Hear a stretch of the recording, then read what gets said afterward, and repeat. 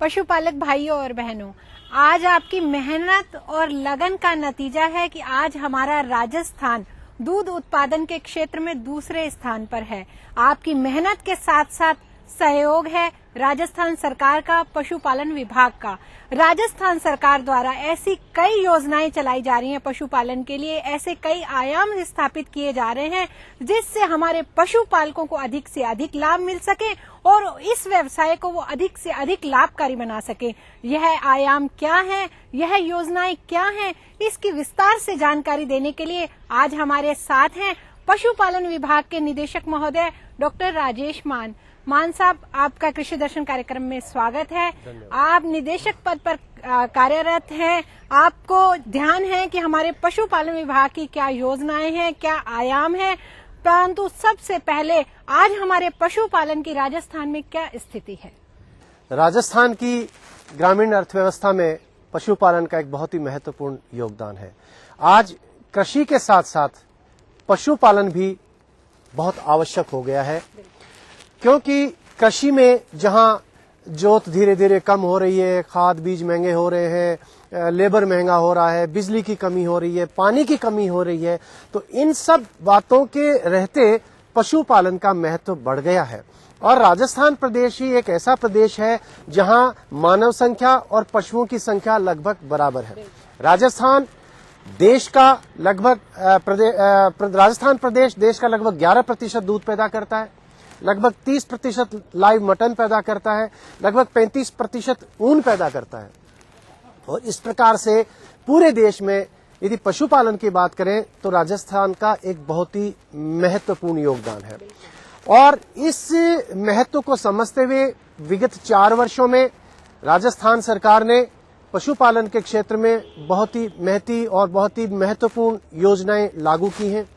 सबसे बड़ी जो समस्या थी कि हमारी जो राजकीय संस्थाएं थी वो बहुत कम संख्या में थी, यानी कि लगभग 15,000 पशुओं पे एक संस्था थी, जबकि लगभग 5,000 पशुओं की संख्या पे एक हमारी संस्था होनी चाहिए। तो विगत 4 वर्षों में बहुत सारे हमारे नए उपकेंद्र खुले, बहुत सारे उपकेंद्रों को पशु औषधालय और पशु चिकित्सालय में क्रमोन्नत किया गया, डॉक्टरों की भर्ती हुई, पशुधन सहायकों की भर्ती हुई। तो पूरा फोकस किया जा रहा है पशुपालन की गतिविधियों को और भी अधिक सशक्त बनाने के लिए।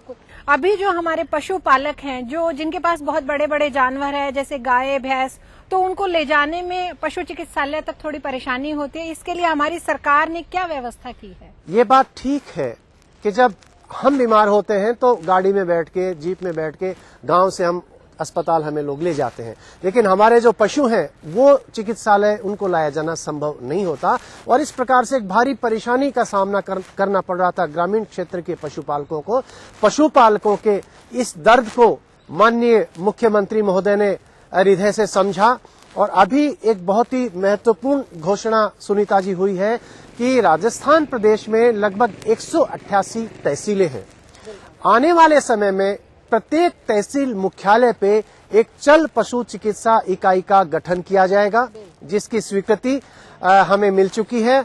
और प्रत्येक तहसील मुख्यालय पे एक वाहन होगा, एक पशु चिकित्सक होगा, एक पशुधन सहायक होगा, 2 उसके साथ सहायक कर्मचारी होंगे और उनको नियमित रूप से अपने रूट्स पे जाना पड़ेगा, जो पूरे से निर्धारित होंगे। वहां का समय निर्धारित होगा, दिन निर्धारित होगा। वहां पशुपालक भाई निर्धारित दिन और समय पे अपने पशुओं को वहां ला सकते हैं और वो सारी सुविधाएं वहां पर उपलब्ध करवाई जाएंगी जो हमारे एक पशु चिकित्सालय औषधालय में उपलब्ध रहती हैं। इससे लाभ ये होगा सुनीता जी, आज किसी के पास समय भी नहीं है और पशु को हॉस्पिटल लाने में आपको कम से कम 2 आदमी चाहिए, आधा दिन आपके पास लग जाता है। तो बहुत समस्या आ रही थी पशुपालकों के सामने।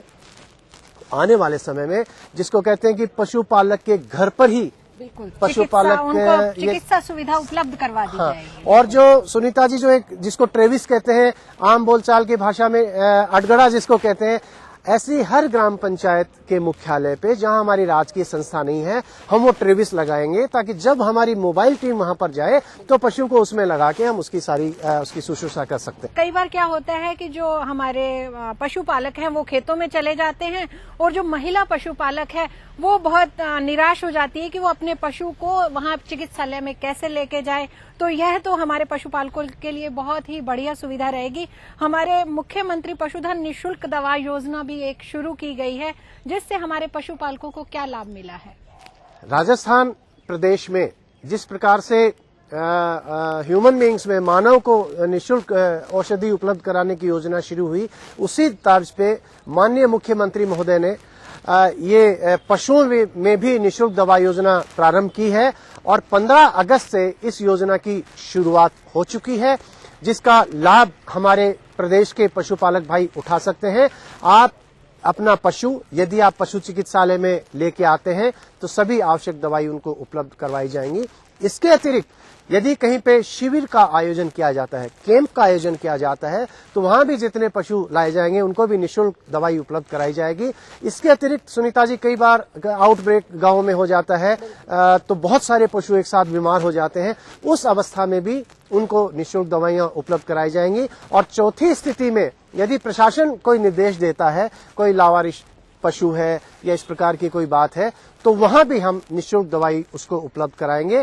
तो जहां पहले लोग अपने पैसे की कमी के कारण समय पे अपने पशुओं का इलाज नहीं करवा पाते थे, वो पशुपालक भाई अब सीधे सीधे लाभान्वित हो रहे हैं। पहले सुनीता जी इलाज से बचने के लिए लोग झाड़ा लगवाते थे, बूझा कड़वाते थे और ऐसे समय खराब करते थे और वो बीमारी बढ़ती थी तो बड़ी मुश्किल होती थी। आजकल जैसे ही रोग के लक्षण पशु में दिखाई देते हैं तो पशुपालक भाई उनको पशु चिकित्सालय लेके आ रहे हैं और निःशुल्क जो दवा योजना है उसका पूरा लाभ उठा रहे हैं। इसका लाभ ये होगा कि जहां नियमित रूप से पशुओं को डिवॉर्मिंग अपन करा रहे हैं, पेट में कीड़े मारने की दवाई पिलवा रहे हैं, उनका टीकाकरण करा रहे हैं, उनको मिनरल मिक्सचर दे रहे हैं, तो इससे न केवल पशु निरोगी रहेगा बल्कि सुनीता जी उसका उत्पादन भी बढ़ेगा, दुग्ध उत्पादन भी बढ़ेगा, समय पे पशु ताव में आएगा, समय पे गर्भ धारण करेगा। तो इस प्रकार से जो प्रजनन चक्र है वो नियमित होगा और इसका सीधा सीधा लाभ हमारे पशुपालक भाइयों को मिलेगा।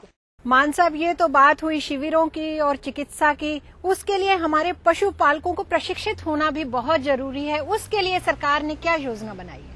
इस वर्ष माननीय मुख्यमंत्री महोदय ने अपनी बजट घोषणा में जोधपुर में एक राजस्थान स्तर का पशुपालक प्रशिक्षण संस्थान खोलने की अनुमति दी। जोधपुर में वो संस्थान शुरू हो चुका है, जिसमें पूरे राजस्थान के 50-50 के बैच में पशुपालक बुलाए जाते हैं और उनको 5 या 6 दिन का प्रशिक्षण दिया जाता है कि किस प्रकार से अपने पशुओं का लालन पालन करें, देखभाल करें, किस प्रकार से हरा चारा खिलाएं, संतुलित आहार खिलाएं।